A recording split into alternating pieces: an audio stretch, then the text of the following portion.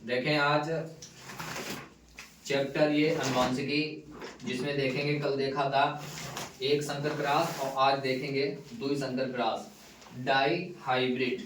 ठीक है, ये परीक्षा की दृष्टि से ये बहुत ही इम्पोर्टेंट है और ये पूछा भी जाता है कि दुई संकर क्रॉस क्या है। ठीक है, ग्रेगर जॉन मेंडल के बारे में अध्ययन कर ही चुके हैं। उन्होंने दो क्रॉस दिए हैं, एक संकर क्रॉस और दुई संकर क्रॉस। ठीक है, तो दुई संकर क्रॉस में देखेंगे कि कैसे उन्होंने ये बताया है कि कैसे इसमें दो जोड़ी उन्होंने लक्षण लिए हैं। ठीक है, दो जोड़ी मतलब पहले गोल पीले और हरे झुर्रीदार बीजों को लिया मटर के। ठीक है, तो उसी के बारे में हम पढ़ेंगे। ठीक है, दुई संकर क्रॉस में दो विपरीत लक्षणों वाले इन्होंने पेयर लिए और उनके बीच में इन्होंने कृत्रिम पहले परागण कराया, उसके बाद में स्वयं परागण कराया, उसके बाद में क्या रिजल्ट निकला है उसके बारे में देखेंगे। ठीक है, तो यहाँ पर ले लेंगे आर और आर, वाई वाई,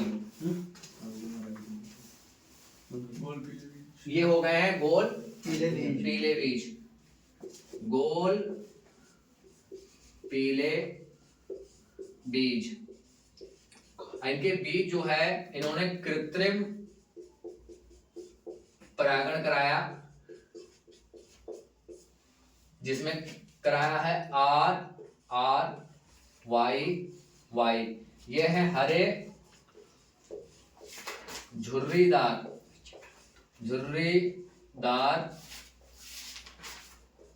बीज। ठीक है, अब आपको क्या करना है कि यहाँ पर जो है आर आर बड़े लेना है, वाई वाई बड़े लेना है, यहाँ पे आर आर छोटे लेना है, वाई वाई बड़े लेना है। ठीक है, ये हरे झुर्रीदार बीज हो जाएंगे। हरे दो तरीके की मटर आती है, एक सफेद होती है, ठीक है, गोल होती है बिल्कुल गोल पीली, और एक होती है हरी झुर्रीदार जिसको सब्जी वाली मटर भी कहा जाता है। ये इसमें जो मटर आती है दुकान में मिलती है वो भी हरी मटर होती है। ठीक है, टेस्टी ज्यादा होती है। इनके बीच इन्होंने क्या कराया, कृत्रिम परागण कराया। और आपको याद रखना है कि इन्होंने जो अध्ययन करा था वो 7 लक्षणों पर अध्ययन करा था। ठीक है, 7 विपरीत लक्षणों का इन्होंने चयन किया था। इसलिए चयन किया था, लोग कहते हैं कि दूसरा ही प्लांट क्यों नहीं लिया, तो एक अच्छा इसमें खासियत ये थी कि एक ये जो है एक वर्षीय था प्लांट मटर का। मटर में अनेक वैरायटी होती है, छोटे होते हैं गंठे वाले और लंबे वाले। ठीक है, हरे होते हैं और पीले वाले होते हैं। तो इनमें उन्होंने सोचा कि इसमें जल्दी हमें रिजल्ट मिल जाएगा, इसलिए उनको चुनाव करना पड़ा मटर का, ग्रेगर जॉन मेंडल का। तो इसके बाद में आप यहां से खींच कर लाएंगे आर वाई, एक आर वाई आएगा बड़ा आर वाई, और एक आएगा आर स्मॉल। ठीक है, तो ये हो जाएंगे गोल पीले बीज। कैसे होंगे, गोल पीले बीज। ठीक है, ये है F1 पीढ़ी। अब F1 पीढ़ी ये है, ठीक है, ये गोल पीले ही बीज रहेंगे, लेकिन आपको दिखाई पड़ेगा ये गोल पीले हैं क्योंकि ये प्रभावी लक्षण जो दिखाई पड़ते हैं। लेकिन इसमें जो क्या क्या लक्षण छिपे हैं, जैसे कोई बहुत सीधा साधा होता है, कहते हैं बहुत शरीफ इंसान है, लेकिन उसकी अगली पीढ़ी आने वाली जो है क्या वो भी वैसे ही रहेगी, तो इसका कोई रिजल्ट नहीं। क्योंकि जिसके बाप ठीक ठाक होते हैं ये जरूरी नहीं कि उसकी औलाद भी ठीक ठाक हो। ठीक है, तो बहुत इसके गुण चेंज हो जाते हैं, दिखने में ये कुछ और लगेगा गोल पीले, लेकिन इसमें देखना कैसा बदलाव होता है। ठीक है, तो इसके लिए हम एक पूरी सारणी बना लेंगे जिसमें कितने करेंगे 8।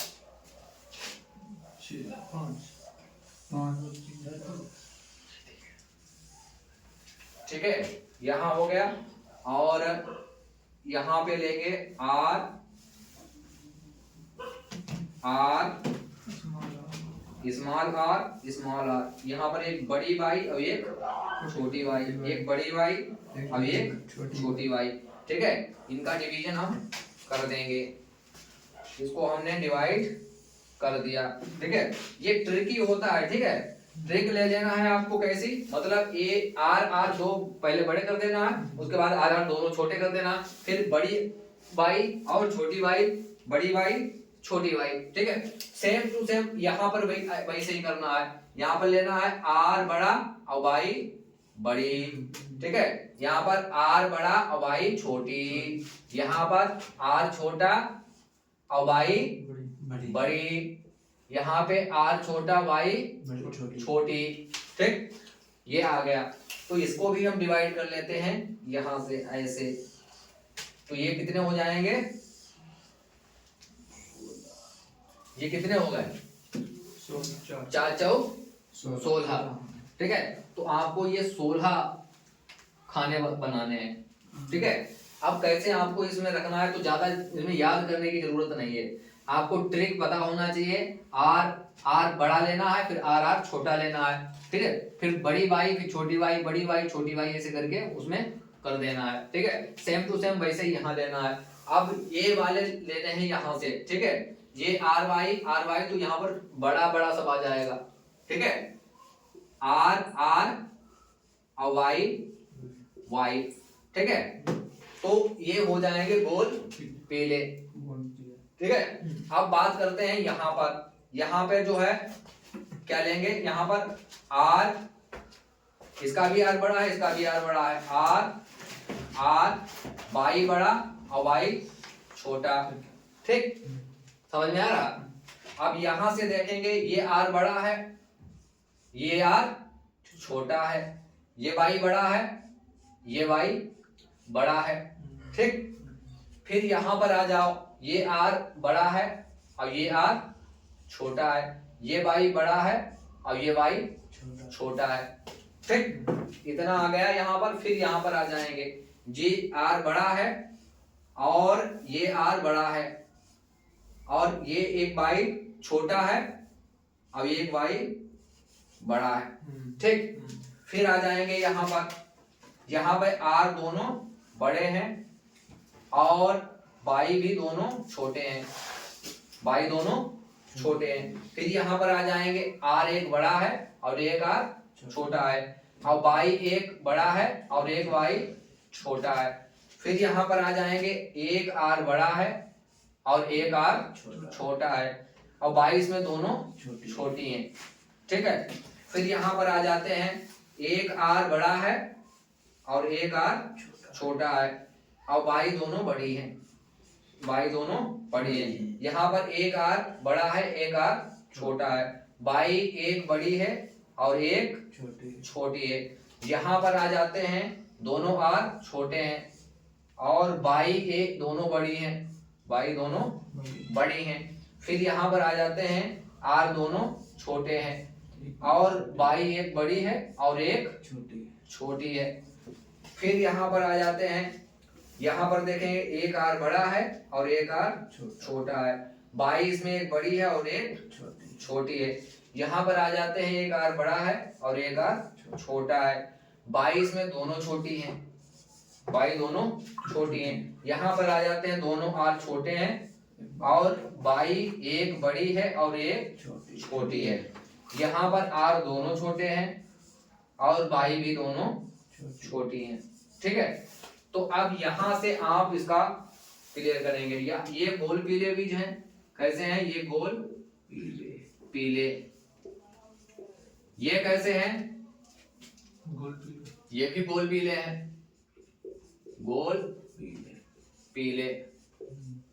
ये कैसे हैं, ये गोल पीले हैं, गोल पीले। ये कौन से हैं, ये भी गोल पीले हैं, गोल पीले। काहे से गोल पीले हैं, क्योंकि ये वाले जो हैं इससे मिल रहे हैं, ये वाले गोल पीले हैं इससे मिल रहे हैं, ठीक है। तो ये गोल पीले हैं। तो ये कितने हो गए हैं, 4। ये कैसे होंगे, ये भी गोल पीले होंगे, गोल पीले। अब ये कैसे होंगे, ये गोल होंगे और हरे होंगे, क्योंकि राउंड लगा है, राउंड लिखा है, ठीक है। गोल हरे। ये कैसे होंगे, ये होंगे गोल पीले। ये कैसे होंगे, गोल हरे होंगे, ये गोल हरे। और ये वाले होंगे गोल पीले। ये कैसे होंगे? ये भी होंगे गोल पीले, गोल पीले। ये झुर्रीदार पीले, ये झुर्रीदार पीले होंगे, झुर्रीदार ही तो होंगे, झुर्रीदार पीले। ये कैसे होंगे? ये भी झुर्रीदार होंगे, ये होंगे झुर्रीदार पीले। फिर ये वाले बचे हैं, ये कैसे होंगे? ये गोल पीले होंगे, गोल पीले, बड़ा इसमें आर है। ये भी होंगे गोल, गोल हरे, ये गोल हरे होंगे। ये कैसे होंगे? ये झुर्रीदार, झुर्रीदार पीले होंगे। ये कैसे होंगे? झुर्रीदार हरे, झुर्रीदार हरे। ठीक है, इसका जो अनुपात आएगा, कौन सा अनुपात? इनका जो अनुपात आएगा फिनोटाइप अनुपात, वो आएगा फिनोटाइप अनुपात, फिनोटाइप वो आएगा 9:3:3:1। 16 हो गए? 9 3 12 और 3 15 1 16। ठीक है, 9 जो होंगे वो गोल पीले होंगे, 3 जो होंगे वो गोल हरे होंगे, और 3 जो होंगे झुर्रीदार पीले होंगे, और 1 जो होगा वो झुर्रीदार हरा होगा। झुर्रीदार हरा केवल एक ही होगा इसमें। ठीक है, बाकी जो होंगे वो 9 सबसे ज्यादा हैं। ये वाले जो हैं आप इसको लिख लेना चाहें, ये वाले जो हैं 9 ये गोल पीले हैं। ये वाले जो हैं गोल हरे, गोल जो हैं हरे हैं। ये वाले जो हैं झुर्रीदार पीले, झुर्रीदार पीले हैं, और ये झुर्रीदार हरे हैं, झुर्रीदार हरे। ठीक है, तो ये जो कहा जाता है इसको कहा जाता है द्विसंकर क्रॉस। ठीक है, डाई हाइब्रिड। और इसका जीनोटाइप अनुपात जो होगा वो होगा, जीनोटाइप अनुपात होगा, यहाँ पर देख लें जीनोटाइप। इसका जीनोटाइप जो होगा वो होगा 4:2 अनुपात नहीं 12 नहीं 1:2:2:4, फिर 1:2:1, मतलब 1 2 कितने हो गए? 2 और फिर 1 होगा। अब ये देखो 2 और 1 3 2 5 4 9 9 10 2 12 13 14 15 16। ठीक है, तो ये इसका जो होगा वो होगा जीनोटाइप। ठीक है, 1:2:4:1:1:2:1:1:2:1। ठीक है, तो इतना इसको ध्यान में रखना है इससे संबंधित।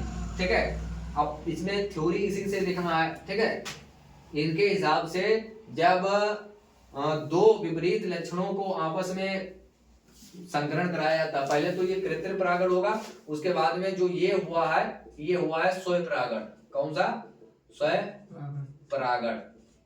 ठीक है, ये स्वयं परागण होगा तो ये स्वतंत्र रूप से व्यवहार करेंगे, इसीलिए इन्होंने एक नियम दिया है स्वतंत्र अपव्यूहन का नियम। कौन सा नियम दिया है? स्वतंत्र अपव्यूहन का नियम, स्वतंत्र अपव्यूहन का नियम।